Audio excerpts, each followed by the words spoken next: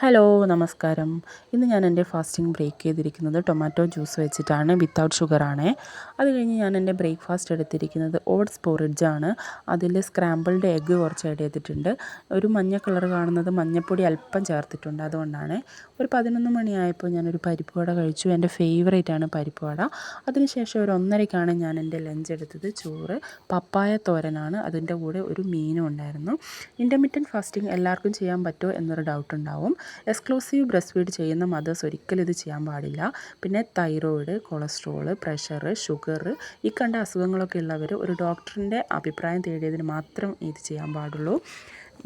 ഞാൻ after delivery എൻ്റെ wait 86 kg ആയപ്പോഴാണ് ഞാൻ ഈ വെയിറ്റ് ലോസിന് ശ്രമിച്ചു തുടങ്ങിയത്. ഇപ്പോൾ ഞാൻ 68 kgയിലാണ് എത്തി നിൽക്കുന്നത്. ആദ്യമൊക്കെ വളരെ ഫാസ്റ്റായിട്ടൊരു വെയിറ്റ് ലോസ് ഉണ്ടായിരുന്നെങ്കിലും ഇപ്പോൾ വളരെ സ്ലോ ആണ്. എങ്കിലും I M so happy. Okay, thank you.